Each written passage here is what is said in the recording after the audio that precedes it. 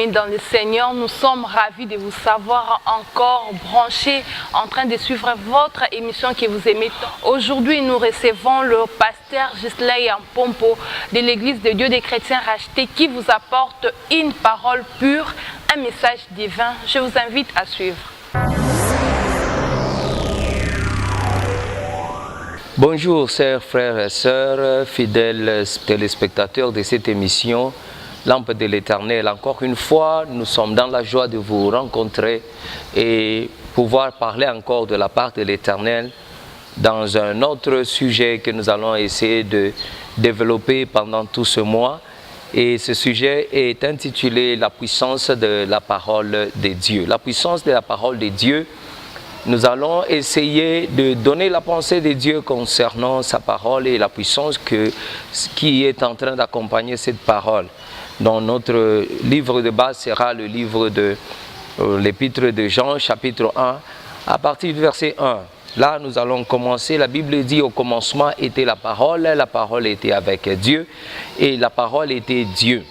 Elle était avec Dieu au commencement, toute chose a été faite par elle et rien de tout ce qui a été fait ne fut fait sans elle. Donc ici nous voyons que la parole de Dieu est avec Dieu au commencement. Et pourquoi cette parole est si puissante et pourquoi nous devons aujourd'hui parler de la puissance de cette parole? La première des raisons dans cet enseignement est que la puissance de Dieu, la puissance de la parole de Dieu est là et la parole de Dieu est si puissante parce que c'est Dieu lui-même. Donc c'est Dieu lui-même. La parole de Dieu, c'est Dieu lui-même. Donc au commencement était la parole était avec Dieu et la parole était Dieu. Donc la parole de Dieu, c'est Dieu lui-même. Chaque fois que nous allons à l'église par exemple et que l'officiant du jour, le prédicateur du jour se tient debout pour nous parler de la part de Dieu, si réellement cette parole vient de Dieu, nous savons et nous devons savoir que c'est Dieu lui-même qui nous parle en ce jour-là. Et si nous donnons place à cette parole de Dieu, comprenant que cette parole, chaque fois qu'elle sort, c'est Dieu lui-même qui parle. En tout cas, je peux vous rassurer que vous verrez et nous verrons tous la puissance de Dieu derrière sa parole. Donc la parole de Dieu, c'est Dieu lui-même. C'est la première des choses que nous devons retenir. Parce que dans Jean chapitre 1 et au verset 1, nous le montre clairement que cette parole était au commencement avec Dieu et elle était Dieu. Là, si nous retournons dans Genèse chapitre 1, au commencement, la Bible nous dit Dieu créa le ciel et la terre, mais vous allez voir la procédure que Dieu utilise pour créer ce monde, pour créer toutes choses. Si nous devons relier Genèse chapitre 1 à Jean chapitre 1, nous allons voir que quand Dieu commença à créer le ciel et la terre, et toutes choses bien sûr, il utilisera sa parole. Au commencement, Dieu créa le ciel et la terre et la Bible dit que l'Esprit de Dieu se mouvait au-dessus des eaux et Dieu prononça, Dieu commence à créer par sa parole en déclarant tout ce qui devait arriver. Tout ce qui a été créé au moyen de la parole de Dieu. Donc la deuxième chose que nous devons apprendre, la parole de Dieu est puissante parce que Dieu est derrière sa parole pour l'exécuter. Dieu est derrière sa parole pour l'exécuter. Dans Jérémie chapitre 1 au verset 12, Jérémie chapitre 1 et au verset 12, la Bible dit « Je suis Dieu, je suis derrière ma parole pour l'accomplir, pour l'exécuter ». À chaque fois que nous entendons la parole de Dieu, à chaque fois que nous la lisons même, la parole de Dieu, sachons que Dieu est derrière sa parole pour l'exécuter. En d'autres termes, chaque fois que Dieu a relâché sa parole, il s'est aussi engagé à la soutenir, à l'accompagner jusqu'à l'exécution. Donc, qu'on le veuille ou pas, si c'est Dieu réellement qui est derrière sa parole, sachez que cette parole est toute puissante parce que Dieu lui-même est puissant et Dieu veille sur sa parole pour l'exécuter. Donc, le résultat sera palpable, le résultat sera cette puissance de Dieu qui sera à l'œuvre. Peut-être que là, vous êtes en train de m'écouter et vous avez une situation ou une autre, sachez et disposez votre cœur à recevoir cette parole, sachant que Dieu est derrière cette parole pour l'exécuter. Et quand Dieu confirme sa parole dans Matthieu chapitre 28 au verset 18, et même dans Marc chapitre 16, la Bible dit il a accompagné les disciples dans la prédication de la parole et Dieu travaillait avec eux. Il travaillait comment? Derrière cette parole et l'accomplissant par des signes, prodiges et miracles. Donc quand nous avons les signes, prodiges et miracles, ce ne sont que le résultat de la puissance de Dieu qui est derrière sa parole pour l'accomplir, pour dire que tout ce qui est annoncé de la part de Dieu par ses serviteurs, ce n'est que la vérité et que Dieu sanctionne cette vérité par sa puissance qui se manifeste dans les signes, prodiges et miracles. Donc la parole de Dieu est puissante parce que Dieu est derrière sa parole pour l'accomplir. Et là, nous allons le retrouver dans le livre de Luc chapitre 5, à partir du verset 8. C'est une histoire que j'aime beaucoup, qui parle de Pierre. Pierre est en partie pour pêcher, cherchant des poissons toute la nuit. Il n'en a pas eu un seul. Mais la Bible dit au lendemain, pendant qu'il se préparait pour rentrer à la maison, n'ayant rien saisi ce jour-là, tout à coup, Jésus-Christ est arrivé. Il est entré dans la barque.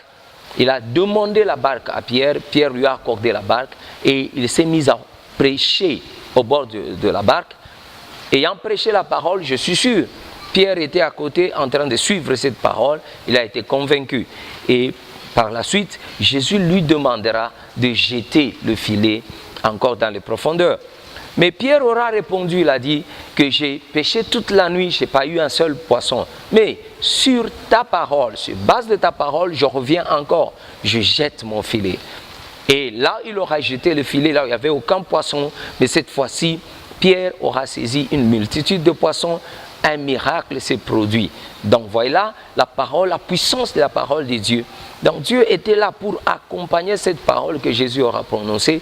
Et là où il n'y avait pas de poissons, il y avait maintenant une multitude de poissons. C'est pourquoi je prie maintenant même que cette parole puisse agir dans ta vie afin que tu puisses voir ce que Dieu peut provoquer. Là où il y avait des problèmes, là où il y avait des situations, des maladies, de sécheresse, de blocage ou un problème quelconque ou un autre, Dieu est capable de le changer aujourd'hui au moyen de la puissance qui est dans sa parole. Une troisième chose que nous devons retenir, il y a la puissance de la parole de Dieu, parce que la parole de Dieu a cette puissance de la création, Donc, au commencement était la parole de Dieu, la parole était avec Dieu, la parole était Dieu, et toutes choses ont été créées par cette parole. Donc, si toute chose a été créée par la parole de Dieu, donc ça montre qu'il y a une puissance dans cette parole. Comment est-ce que ces choses-là ont été créées? Dans Hébreux chapitre 11 et au verset 3, la Bible dit que par la foi nous comprenons que les mondes ont été créés par la parole de Dieu. Et afin que tout ce qui est visible, tout ce que nous voyons, tout ce qui est palpable, n'est pas sorti de ce qui est visible. Donc tout ce qui est visible, tout ce qui est palpable est sorti de de ce qui est invisible. Donc la parole de Dieu a la puissance de créer quelque chose qui n'existait pas et la chose va se manifester. C'est là où la Bible dit, il appela à l'existence les choses qui n'étaient pas. Donc Dieu est capable par sa parole d'appeler à l'existence les choses qui n'existaient pas. C'est pourquoi toi qui m'écoutes maintenant, même si la chose n'a jamais existé, peut-être tu es la première personne à entendre ceci dans ta famille, dans ta génération, mais si c'est dans la volonté de Dieu, Dieu est capable de le faire et de l'amener à l'exécution. Là, ça me rappelle l'histoire de Marie. Marie, dans Luc chapitre 1, Marie a eu la visitation de l'ange. L'ange est venu pour lui dire, Marie, tu auras un enfant. Tu enfanteras d'un enfant mâle. Et Marie, étant étonnée, il dit, mais comment est-ce que la chose va arriver? Parce que là, je suis fille, bien sûr, ou femme, mais je n'ai jamais connu d'homme. Donc, selon la loi naturelle et la loi biologique, il faut qu'un homme puisse rencontrer une femme pour qu'un enfant naisse. Mais ici, l'ange de l'Éternel vient avec la parole de Dieu pour annoncer à Marie qu'elle aura un enfant. Et quand Marie se sera exclamée et demandé comment la chose va arriver, l'ange lui dit, l'Esprit de Dieu viendra sur toi et la chose qui sera conçue en toi sera l'enfant de Dieu. Donc vous voyez que la parole de Dieu est venue vers Marie. Il fallait que Marie puisse y croire afin que Dieu, étant derrière sa parole, puisse l'exécuter. Et il s'en suivra un enfant miracle qui sera né. Et celui-là, c'est Jésus-Christ de Nazareth. Mais si nous revenons toujours dans la puissance de la parole, nous allons comprendre que ce n'est que la manifestation de cette parole. Au commencement était la parole était avec Dieu et la parole était Dieu. Plus tard, on dira de versets 11 et 12 que cette parole s'est faite chair et elle a habité parmi nous. Donc la parole de Dieu, c'est une puissance et elle a la puissance de la création. Tout a été fait par la parole de Dieu. Donc si je reviens encore dans l'histoire de Pierre, je donne maintenant deux possibilités là-bas. La première chose, c'est possible qu'il n'y avait pas de poissons dans ce lac-là. Mais sur base de cette parole que je suis en train de prêcher, la parole de Dieu est capable de créer là où il n'y en a pas. La parole de Dieu est capable d'appeler à l'existence les choses qui n'étaient pas ou qui n'existaient pas. Donc les deux possibilités sont là. S'il n'y avait pas de poissons dans ce lac, au moyen de la parole de Dieu, en un clin d'œil, les poissons peuvent être créés par Dieu. Parce que la Bible me dit que rien n'est impossible à Dieu. Luc chapitre 1 au verset 37. Donc, la puissance de cette parole s'est manifestée là où il n'y avait pas de poissons. Des poissons, il y en a eu en quelques fractions de secondes. La deuxième possibilité, il appelle à l'existence. Il commande toute la création à faire sa volonté. Donc, les poissons pouvaient être là, mais cachés dans les quelques coins de ce lac.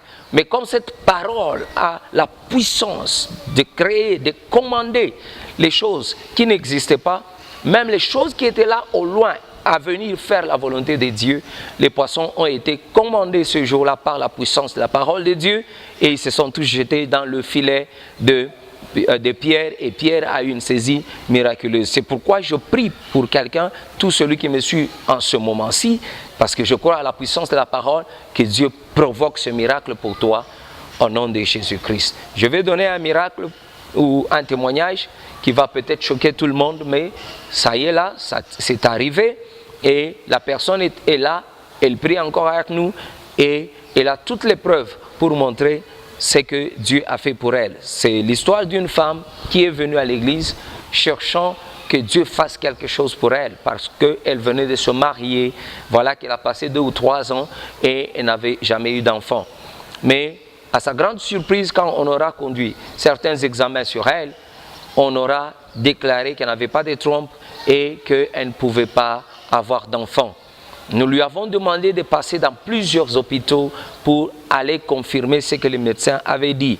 Elle est passée, parce qu'elle a les clichés, et le jour qu'elle a donné son témoignage, elle est passée dans au moins 5 hôpitaux, là où on a confirmé la même chose. Mais quand elle est revenue, je lui ai demandé une chose, si elle croyait que Dieu pouvait encore faire quelque chose pour elle. Et elle a dit qu'elle croyait. Ce jour-là, je me rappelle, j'ai demandé qu'elle aille chercher son mari et les deux sont venus. Et je leur ai demandé s'ils croyaient encore à la parole de Dieu. Parce que même là où il n'y a rien, Dieu est capable de créer et de faire un miracle. Ils ont dit qu'ils croyaient et nous avons prié pour elle. Pour la femme et bien sûr on a prié aussi pour l'homme. À la surprise et à la grande surprise de tout le monde, à la surprise d'elle-même, de son mari, des médecins qui la consultaient, cette femme a conçu. Elle a conçu comment ça, je ne sais pas vous dire, mais ce que je sais, là où il n'y avait rien, là où il n'y avait pas de trompe, cette fois-là, les trompes étaient là et l'enfant a été conçu. Et le jour même qu'elle est venue pour témoigner à l'église, tout le monde a célébré avec elle. Elle a amené tous les clichés de tous les examens qu'on a conduits sur elle. Et fin de compte, tout le monde a pu croire que c'était que Dieu qui pouvait faire cela. Et au moment où je vous parle, cette maman a eu son 2e enfant pour montrer que Dieu reste Dieu et il est derrière sa parole pour l'exécuter. La 4e des choses que nous allons apprendre dans cette série de l'enseignement sur la puissance de la parole de Dieu. La parole de Dieu est puissante parce qu'elle est la volonté de Dieu. Elle est la volonté de Dieu. La parole de Dieu nous dévoile, nous révèle la volonté de Dieu. Ce que Dieu veut, il le réalise. Ce que Dieu veut, il le réalise. Et la volonté de Dieu est au-dessus de la volonté de l'homme. La volonté de Dieu dépasse parfois la volonté de l'homme et la volonté de Dieu n'est pas nécessairement en ligne avec la volonté des hommes. Alors là, ça nous renvoie dans Ésaïe chapitre 55 à partir du verset 8. Ésaïe 55 à partir du verset 8 jusqu'au verset 11. Je vais un peu paraphraser. Il dit que mes pensées ne sont pas vos pensées, mes voix ne sont pas vos voix. De telle sorte que l'Est est séparé de l'Ouest, telles sont mes pensées séparées de vos pensées. Aussi haut que le ciel est élevé de la terre, telles sont mes pensées par rapport à vos pensées. Là, nous voyons que les pensées de l'homme ne sont pas les pensées de Dieu, les voix de l'homme ne sont pas les voix de l'homme, de Dieu. Et au verset 11, il dira, tel en est de ma parole, elle ne revient pas à moi sans avoir accompli ma volonté et l'exécuter, et sans avoir accompli mes desseins. Donc, vous allez voir que la volonté de Dieu est différente de la volonté des hommes, parce que les voies de Dieu sont différentes des voies des hommes, et les pensées de Dieu sont différentes des pensées des hommes. Donc la parole de Dieu est tout à fait différente de tout ce que nous les hommes nous pouvons nous imaginer. Mais néanmoins, elle dévoile, elle révèle la volonté de Dieu. Si telle est la volonté de Dieu, qu'un miracle se passe dans certaines conditions qui dépassent notre entendement, Dieu l'exécutera et il le fera. Donc là, nous devons nous rendre compte de cette puissance. Je me rappelle un jour, en plein enseignement, on était en train de prêcher, on était en train d'enseigner, et cette parole est vivement venue vers nous pour dire que avec Dieu tout est possible. Quand avec Dieu tout est possible, on ne doit pas l'imaginer dans le contexte de nous, les humains, nous devons l'imaginer toujours dans le contexte de sa parole. Dieu n'est pas contrôlé par les lois naturelles, Dieu n'est pas contrôlé par les lois de ce monde, Dieu n'est même pas contrôlé par l'économie, ni de ce monde, ni d'un pays quelconque. Donc, quand c'est sa volonté, il va au-delà de tout ce que nous pouvons dire ou tout ce que nous pouvons faire. Dieu, c'est lui le créateur, c'est lui qui a créé toutes les lois qui existent. Il est capable de briser une loi pour ne fût-ce que établir sa volonté. C'est pourquoi je prie pour quelqu'un qui m'écoute maintenant. Si Dieu pourra briser toutes les lois existantes afin de te faire un miracle aujourd'hui, qu'il le fasse au nom de Jésus-Christ. Donc, Dieu est derrière sa parole parce que sa parole, c'est sa volonté. C'est la quatrième chose que nous devons retenir aujourd'hui. La cinquième des choses est que la parole de Dieu est puissante parce qu'elle est esprit et vie. Elle est esprit et vie. Pour dire que la parole de Dieu est vivante. Elle est esprit et vie.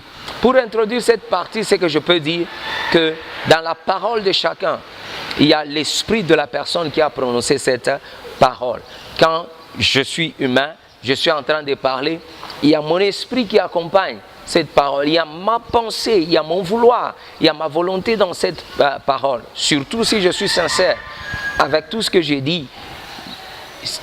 Cette parole, je peux utiliser ce terme, c'est une projection de moi-même dans les paroles. Donc, on peut dire que la parole de Dieu, c'est la projection de Dieu lui-même dans sa parole.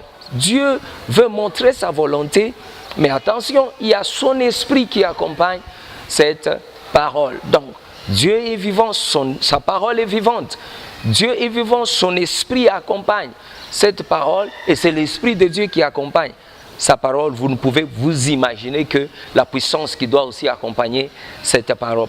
Par exemple, dans Genèse chapitre 1 et au verset 1 au verset 2, la Bible dit, au commencement, Dieu créa le ciel et la terre. Mais on dit que l'Esprit de Dieu se mouvait sur la face des eaux. Qu'est-ce que l'Esprit de Dieu attendait? L'Esprit de Dieu attendait à accompagner tout ce que Dieu aura dit. Et Dieu dira que la lumière soit. Et la lumière fut. Vous voyez cette puissance qui accompagne cette parole? L'Esprit de Dieu est dans cette parole pour l'accompagner. Dans Jean chapitre 6 au verset 63, Jésus dit que les paroles, il dit, la chair ne sert à rien, c'est l'Esprit qui vivifie, donc c'est l'Esprit qui donne la vie. En d'autres termes, il est en train de dire, toutes ces paroles, si je les dis vides d'esprit, il n'y aura pas d'effet. Mais plus tard, il dira, les paroles que je vous dis, elles sont esprit et vie. Donc, dans ces paroles que je suis en train de prononcer, l'esprit qui est en moi, l'esprit de Dieu accompagne ces paroles. Et il y a la vie de Dieu qui est dans ces paroles. C'est pourquoi ces paroles, les paroles de Jésus-Christ ont la puissance, il y a des signes, prodiges et miracles. Vous vous souvenez dans Luc chapitre 4 verset 18, Jésus dira que l'Esprit de Dieu est sur moi. Il m'a envoyé prêcher la bonne nouvelle, déclarer la bonne nouvelle. Donc, il est parti déclarer cette bonne nouvelle en étant accompagné de l'Esprit de Dieu. Alors là, vous pouvez vous imaginer, derrière ces paroles, il y avait la puissance de Dieu, il y avait l'Esprit de Dieu, il y avait la vie de Dieu. Et c'est cette même parole qui est prêchée jusqu'à aujourd'hui. Et la Bible nous dit, Jésus-Christ étant le même hier, aujourd'hui et éternellement, cette parole a toujours la même puissance pour s'accomplir dans nos vies et dans nos situations. C'est ma prière. Ce jour-ci, quelle que soit ta situation, le même Jésus qui a fait des miracles il y a 2000 années, il est capable de le faire même aujourd'hui. Qu'il le fasse aussi dans ta vie, au nom de Jésus-Christ. La sixième des choses que nous devons apprendre pour la parole de Dieu, c'est que la parole de Dieu est puissante car elle est là, elle vit éternellement. Elle est la même aussi hier, aujourd'hui et éternellement. Dans Matthieu chapitre 24, verset 35, la Bible dit, ciel et terre passeront, mais cette parole ne passera jamais. Elle est la vérité, elle est la vie.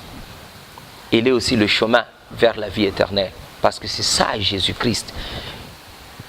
Elle s'est faite chair, elle a habité parmi nous. C'est Jésus lui-même. C'est pourquoi ciel et terre peuvent passer, mais cette parole ne passera jamais.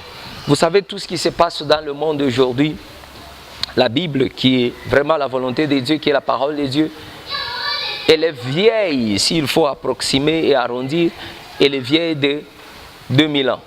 Mais elle reste la même. Elle reste la même avec la même puissance et elle continue à agir, convertir des âmes, amener les gens au salut et les préparer pour l'éternité. Donc, il n'y a rien de cette parole qui peut être brisée ou tombée à terre aujourd'hui. Elle est la même, elle est puissante et elle peut changer et transformer les vies jusqu'à aujourd'hui, jusqu'à même à l'éternité.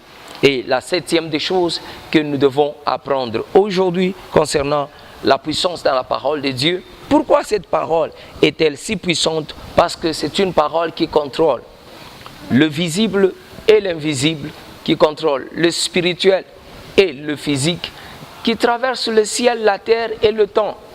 Donc, c'est une parole qui soutient tout et qui contrôle tout. Tout l'univers est soutenu, contrôlé par la parole de Dieu.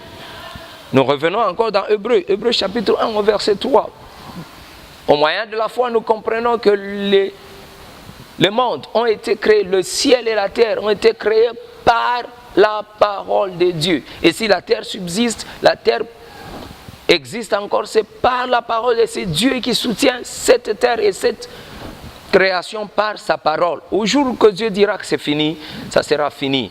C'est pourquoi là, nous sommes déjà au temps de la fin, notre vie qui soutient la création, qui soutient tout l'univers.